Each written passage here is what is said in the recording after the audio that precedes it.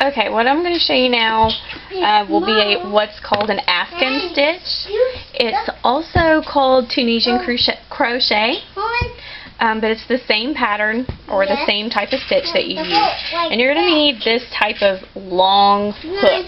It needs to be, solid in through. It can't be, or really shouldn't be, what I should say, one of these where it has the wider edge or anything with a grip, because you're going to be pulling a lot of hooks, a lot of loops onto the hook. So you're going to need your hook to be very long and all the same width down your hook. One of these, I'm not saying you can't do it with one of these, but your work probably isn't going to turn out as good. It really takes one of these nice long hooks.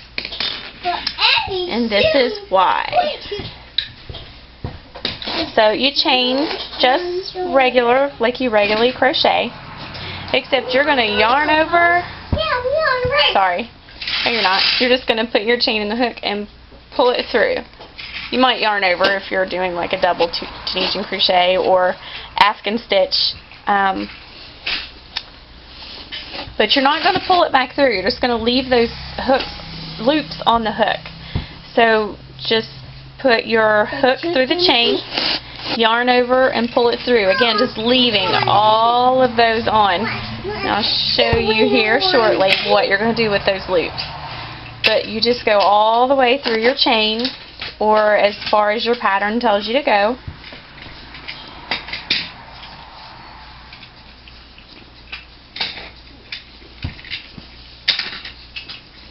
All these. See how it's getting bunched? That's why you really don't want the other type of hook.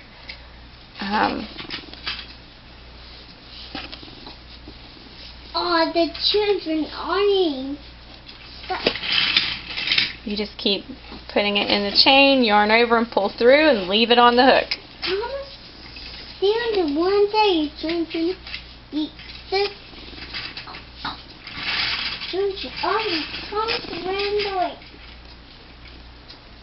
Okay, now we've got all of these loops on the hook. Here's how we're going to get them off. Now that we're at the end, we are going to yarn over.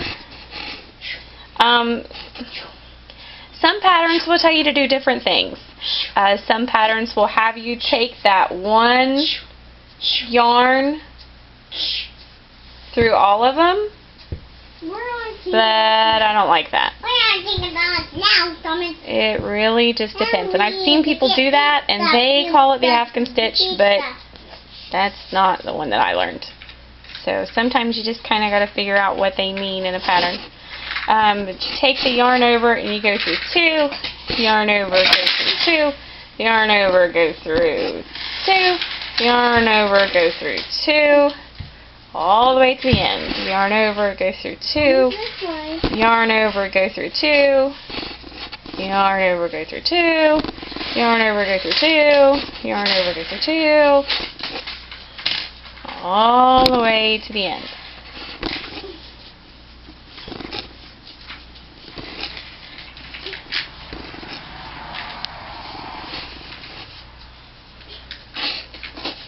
Looks like I missed one down there. And whenever you start on the next row, so you don't have to turn this work. This work is all done on the same side.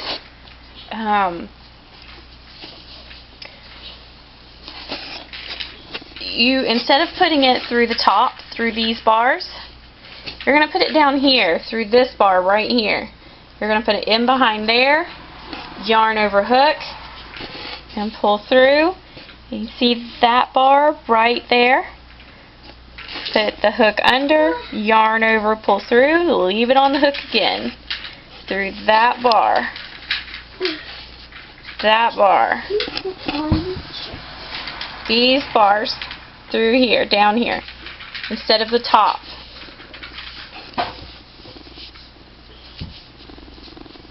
And I'm going to make one since I missed that right there. There we go.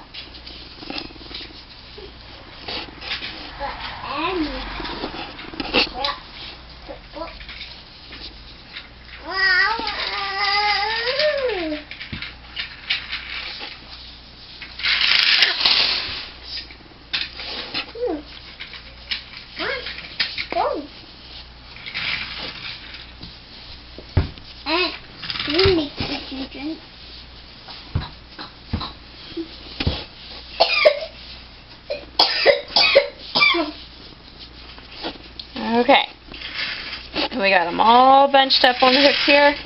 We're going to yarn over or pull through 2, yarn over, pull through 2.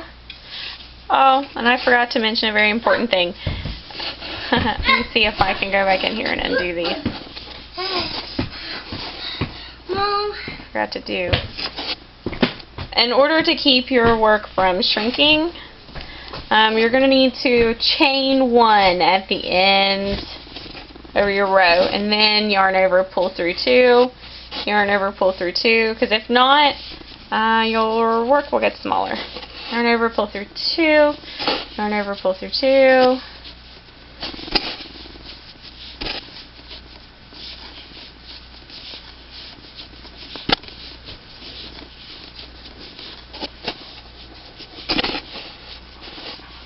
Right, and I'm pretty sure that's what you do.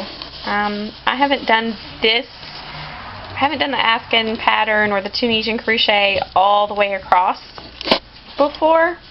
I work it in smaller squares that connect, so I'm not real familiar with how the patterns are made all the way across.